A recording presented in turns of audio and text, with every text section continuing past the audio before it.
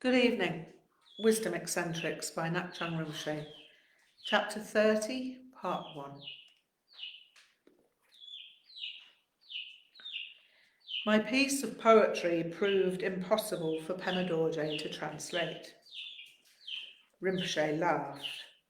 Oh yeah, good, good, good. Pema Dorje cannot understand. That is too good.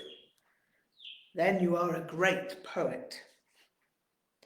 I resisted saying, no, Rinpoche, I'm just a great tomyo. But this time, not through any anxiety concerning Rinpoche's reaction. I'd just grown tired of my role as the Woody Allen of Vajrayana. I was heartily inspired. Chapter 30, Dogs Barking Under the Stars. Yeah, and so, our time is over. Tomorrow you will come for the last time, and then I must leave for Sikkim. So now you are my son. He looked at me with a kindly grin and took both my hands in his. You are my son, but our time together here in Tso-Pema is over for now. Rinpoche released my hands after some moments of silence in which he simply gazed at me. This was quite emotionally overwhelming, and the interior of my skull seemed to leak out into the room as if it were helium. He then poured 2 glasses of eagle beer. Alalaho, Kelpazang, we pronounced together. Marvellous. We are happy. Yes, I was happy. I was extremely happy that Rinpoche addressed me as his son. I was also slightly shocked, if such a word makes any sense. I was not sure exactly what Rinpoche meant, but whatever he meant, it was good beyond conception. It was also sad, because we were about to separate for some time, perhaps 6 months to a year. I would have been happy to have lived in Tso-Pema for the rest of my life, seeing Rinpoche and talking about stories, or anything else he had in mind. As you will see, I was still an idiot, but that fact notwithstanding, I realised that situations such as mine could only be transient. The words Alalaho Kelpazang come from the drinking song of Chhi'méd Rig'dzin Rinpoche, and we would recite this quite often. Rinpoche told me a little of its history, and it was a delight to hear about it. The drinking song begins, because some drinking companions requested it, I, the drinker, Chhi'méd Rig'dzin Rinpoche, sang this spontaneously. The drinking companions, Rinpoche explained, were Gyalwa Karmapa, Dilgo Khyentse Rinpoche, and the Chini Lama. The Chini Lama was an incarnation in a line of lamas who were responsible for Bodha and the Great Churton. The Chini Lama acted as governor of Bodha and liaised with the Nepalese authorities in relation to Tibetans passing through Nepal to India and returning to Tibet. Bodha in past centuries was an outpost of Tibet in Nepal, and the population were at that time entirely Tibetan. The current Chini Lama had a house in Bodha and used to cook evening meals for Gyalwa Karmapa, Dilgo Khyentse Rinpoche, and Chhi'méd Rig'dzin Rinpoche. They called him Papa. Rinpoche smiled. Maybe you will also read the drinking song with your students when they come.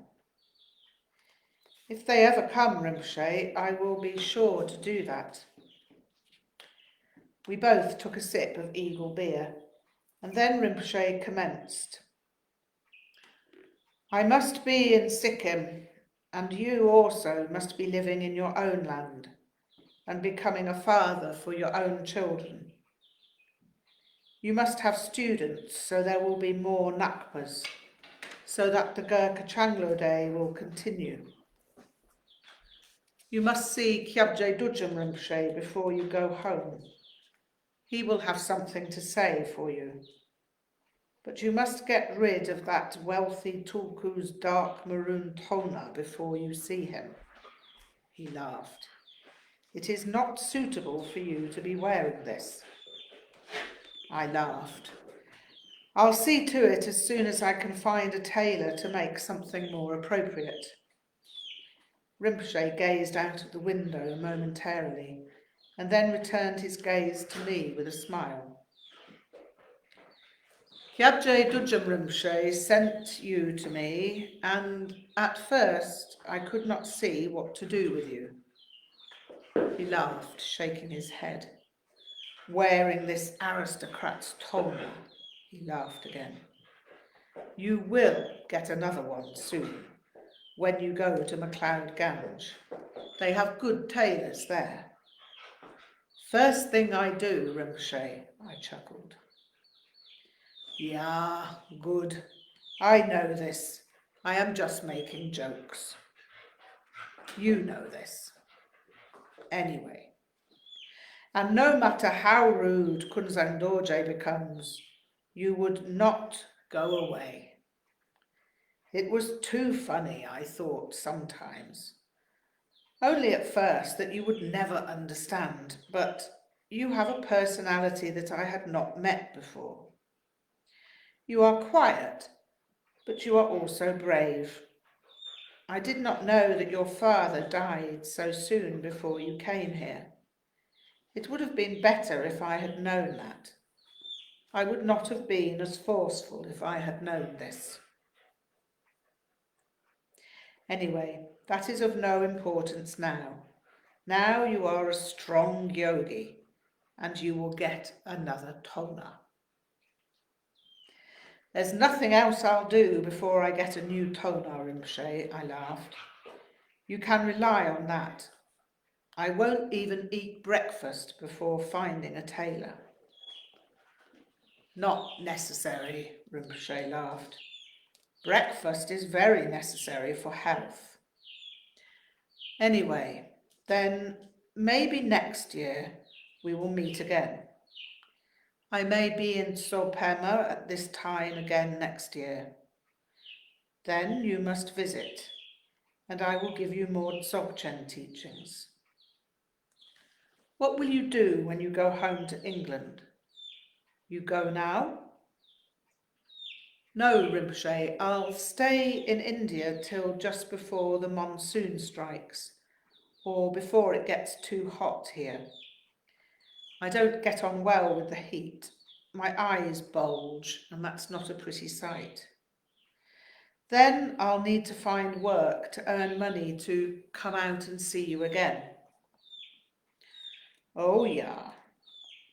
But later, what will you do working? You cannot always be working as a manual labourer. That is not good as you become older.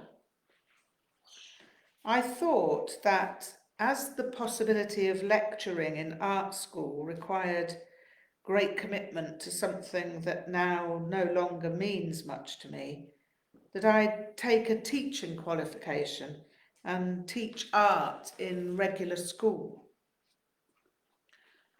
Rinpoche twinkled at me quizzically. Yeah, maybe. Maybe not. Maybe for a short time that will be good. But later your work will be to teach Vajrayana and propagate the Ngak'chang Rinpoche. This is why we have talked together. This is why you have practiced and studied. Not everyone can come to India and Nepal to do as you have done. It is not easy. I know this. I know it has required hardship for you to come here. Some Injis who come here just waste their time. It's just a holiday for them. Some Inji Tomyos come because they are lazy and will not have to work. Some come to take drugs and lie around talking nonsense. Eh, Hong, I have seen these Tomyos. But you are a working class man, as you have told me. Your parents were not rich, and now your father is dead. You are not rich, because you have spent all your money to come here. You have no money unless you work. So when you come to India or Nepal, you must work very hard. You didn't come here with your parents' money, and you will have no money when you return. Here, Tibetans work on the roads when they have nothing. Can you do this in England? Yes. Chhi'méd, that is very hard work. Not as hard as factory work, Rinpoche. I'd rather work on roads or building sites than work in factories. But in factories it is dry and warm in the winter. Yes, I laughed, sure is, but I'd rather be wet and cold than work under pressure. Factory work is high pressure and often quite inhumane. Road work and building sites are far friendlier than factories. They treat you without respect in factories, and I don't take to that too well. Rinpoche laughed. But this bad Künzang Dorje treated you without respect when you came here. Much shouting and bad words. That was totally different, Rinpoche, I grinned. Why should you respect an idiot? And why should I expect respect from you? Rinpoche was silent for a moment. It was as if he were thinking, but I could see that was not the case. It was as if he were dwelling on the felt quality of the time in which he'd known me. Oh yeah, much has changed. Much more will also change. You will have many experiences, and some will be very hard. But I no longer worry about you, because you are strong. But is there no better work for you than road work? Yes, Rinpoche, there is, but labouring work is temporary, and it gets me out to India and Nepal to complete my retreats. As I said earlier, I'll probably take a school teaching qualification and teach art in the long term. Yeah, good. Maybe schoolwork is not so bad. But find a place where there are people who have interest in Dharma. Then you can help them, if they are not Tomyos. If they are not Tomyos, they will see that you have something to say. I shall do as you say, Rinpoche. Oh yeah. So, Rinpoche looked around the room, I have some things to give you.